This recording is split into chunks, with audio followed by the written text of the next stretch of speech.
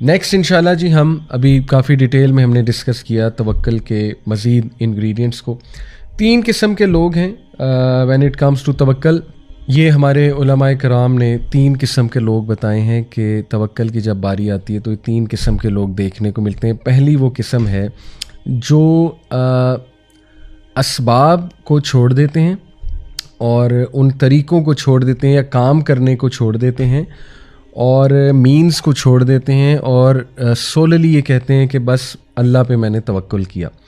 تو یہ جو ٹائپ ہے آئی تھنک کہ یہ مناسب نہیں ہے اور یہ سنت کے خلاف ہے اکارڈنگ ٹو علماء, کیونکہ نبی صلی اللہ علیہ وسلم کی جو سنت ہے وہ یہ ہے کہ اللہ کے نبی صلی اللہ علیہ وسلم نے تمام طریقے بھی اختیار کیے. ہجرت دیکھ لیں, ہجرت کرتے ہوئے مدینہ میں ایک گائیڈ ہائر کیا, ایک شخص کی ایک جو ہے فیملی کی ذمہ داری لگائی کہ کھانا پہنچانا ہے ہمیں, ایک لڑکے کو ہائر کیا کہ تم نے ہمارے فٹ سٹیپس مٹانے ہیں تاکہ قریش والوں کو پتہ نہ لگے ہم کہاں گئے ہیں.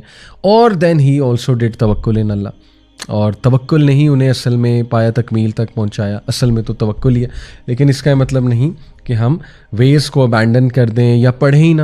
ایک اسٹوڈنٹ کہے کہ میں نے پڑھنا ہی نہیں اور ایگزام دینے چلا جائے, اللہ سنبھال لے گا, آبویس سی بات ہے, بڑا مشکل ہے, ہو ہی نہیں سکتا ایسے. تو یہ سنت کے بھی خلاف ہے. سیکنڈ کائنڈ وہ ہے جو کہ صرف اور صرف مینز پہ ایکٹ کرتے ہیں اور ٹوٹلی اللہ کو ایکویشن سے اللہ معاف کرے نکال دیتے ہیں, یا کوئی استخارہ نہیں, کوئی اللہ سے مدد نہیں مانگی, اور پیور جو ہے نا وہ بلیف مٹیریلسٹک چیزوں پہ ہے.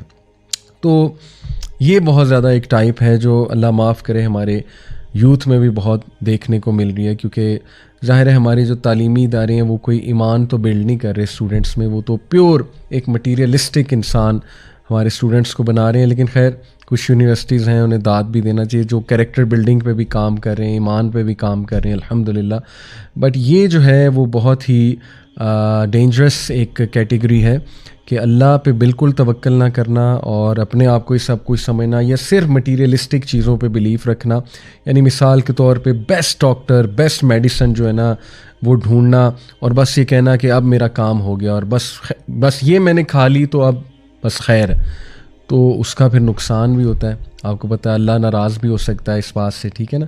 تو یہ بلکہ ان ایکسٹریم کیسز بندے کو شرک کی طرف بھی لے جاتی ہے یہ چیز, کہ ایک انسان پہ اتنا توکل ہو جائے کہ یہی مینز ہے, بس اس کو مسئلہ بتاؤں گا تو مسئلہ حل ہو جائے گا. یہ بھی توکل کے منافی ہے, رائٹ, کہ اللہ کہاں ہے بیچ میں.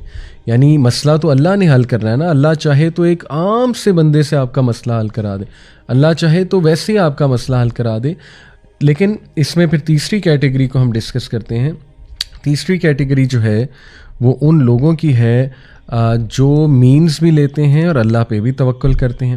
اور مینز لینے سے مراد یہ نہیں کہ مینز پہ توکل یا ٹرسٹ کر لیا جائے, جیسے میڈیسن کھائی لیکن میڈیسن پہ ریلائنس نہیں ہے. میڈیسن اس لیے کھائی ہے کہ اے اللہ تو ہی ہے جو اس میڈیسن میں افیکٹ ڈالے گا, میں اس لیے لے رہا ہوں, تیرا ہی حکم ہے, آپ کے نبی کی سنت ہے طریقہ اختیار کرنا, میں طریقہ اختیار کر رہا ہوں, لیکن at the end of the day اللہ تعالیٰ آپ نے کام کرانا ہے. تو یہ ہے سب سے بہترین کیٹیگری اور ہمیں اسی میں شامل ہونا چاہیے انشاءاللہ تعالیٰ.